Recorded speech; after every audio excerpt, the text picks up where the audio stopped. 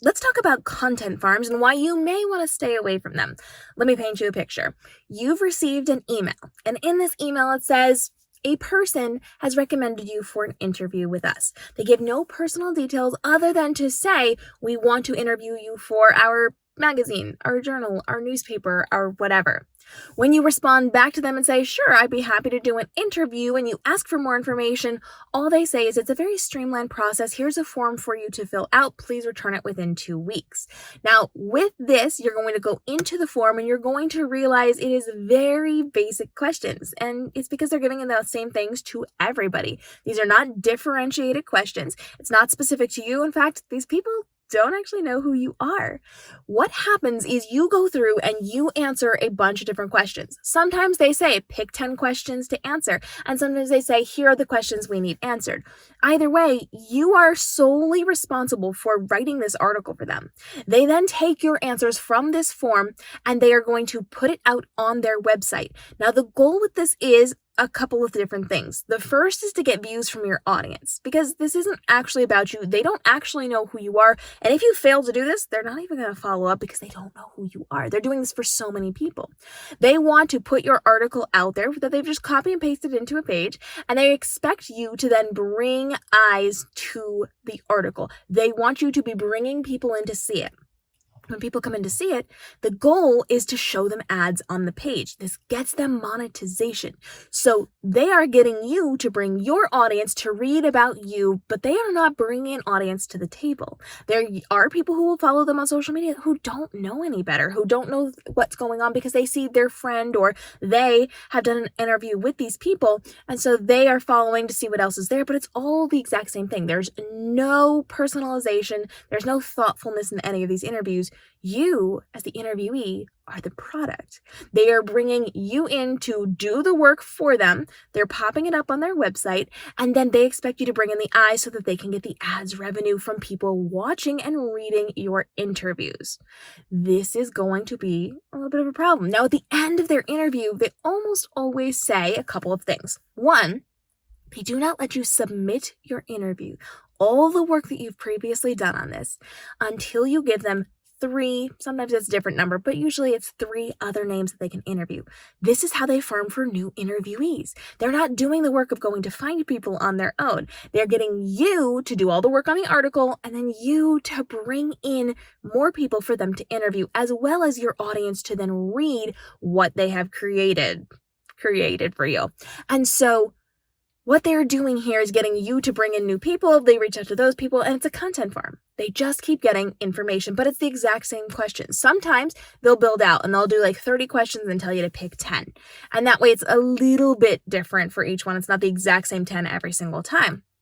Their goal is to get those views on their website, because every time they put up a new article, that counts as a new page. It counts toward the SEO, and depending on how many people you bring in, you're getting new views. This is telling Google, this is telling the search engines that this is this is a website that is constantly putting out new information. They're not necessarily seeing that it's a content farm, which is something where we're just bringing in all this content for the views and for the monetization. It's a very, very good, almost like a pyramid scheme. It's kind of bringing you in to do the work and then to bring in more people to do the work for them.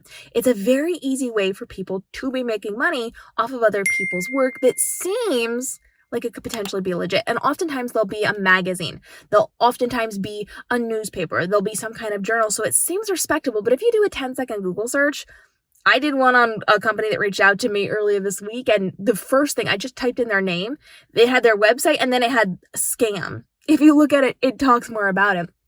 So do a little bit of a search just to see if it's a scam or not, or if it's something like this. But again, if you get an email where it's not personalized, where you're filling out a form that is something very basic that anybody could be doing, and that's all that they're putting out on their website, it's a content farm, and they're using you to make money off of you. At the end of their email, once you've submitted these things, they'll oftentimes have a blurb on the page when you're finished, or they will email you. A lot of them email you a couple days later and say, hey, thanks so much for doing this. If you want a printed copy, it is usually it's like $15, $20, $30 for them to print it out. Now, these are not usually a print magazine. You can't go to a magazine stand and get them. You cannot order copies of the entire thing. They're literally just taking your interview, popping it into a template and printing it on paper to send to you so that you can hang it up on your wall and say, look, I was in a magazine. You can do this yourself. I don't know if you've noticed this, but if you're doing things for online journals or newspapers or magazines, just use a template. I'm sure Canva has some. And create your own. You can literally, any digital virtual thing that you do, you can print it out, frame it, and put it on your wall. If that's your goal, very simple for you to do, and you don't have to pay a ton of money for them to do it. So what it boils down to is with a content farm like this, and website or a magazine or whatever that is just bringing in a bunch of interviews and popping up anything just to get the views, you, the interviewee, are the product. It does not help you. It's not doing anything that's good for you. And if you are then using this to market yourself, people are very quickly going to be able to see this is an incredibly generic kind of interview. This looks very generic. It sounds very generic. It is not something that was thoughtful. It's not something that is actually prestigious in any way. So while you can work with a content farm, you may not want to. It's not going to necessarily detrimentally hurt you or what you're doing. However, it's also definitely not going to help. It is going to take a ton of time and effort. You are making them money. You're not making money off of this. You're spending your time to get them the SEO, the views, the monetization. You are spending a lot of time, and then you're pulling other people into it as well. So you have to make a conscious decision for you. Is it worth it to have something that you can say, oh, look, I was in a magazine? Maybe yes, maybe no, but there are better ways to be getting interviews that are thoughtful, that do matter, that do mean something.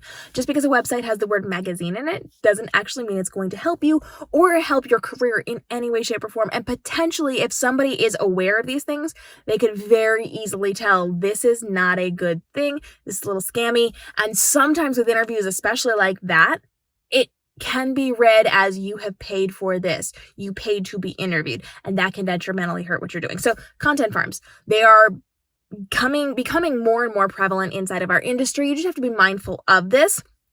You want to make sure you're asking questions first before you jump into it. And if you start to see these form things that are very generic, you can decide what you want to do. I will tell you this much. For these companies, they don't know about you. They don't know what they're doing. I have said, well, are we interviewing on this business or on this business? And they haven't answered me. They just want me to fill out the information.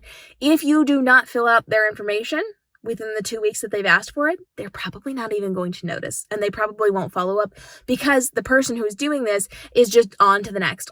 How many people can we get to do this? How many people can we get in here? Because it's a bit of a cash cow. And so with that, you have to be mindful of what choice you want to make. It is entirely up to you. It's not going to tank your career. It is certainly not going to help your career. So it is up to you to be mindful of the decision you want to make. I have done one or two in the past before I really knew what they were. And I had gone through the entire process and didn't want to waste half an hour of my life when I got to the point where I realized they just wanted me to give them the next group of people to interview to make money off of. And so I put it through anyway. But now, moving forward, I don't do them because it doesn't serve me. It doesn't serve my audience. It does not do well for my time. And it is not something that where I want to be adding to the content that they are putting out to be monetizing, to make profit off of other people who don't understand how content farms work. So this is entirely up to you. You get to make your own choice.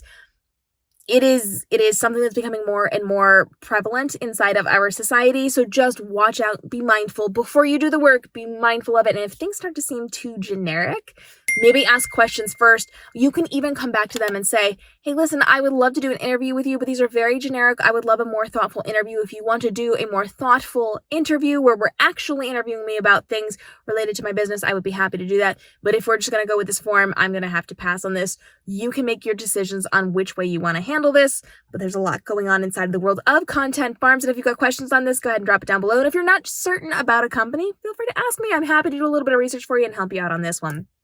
As always, follow along for more because every single day we're helping you to navigate the world of social media marketing so that you spend less time ever creating your content while making better content that makes you more profitable online. We'll see you in the upcoming episodes.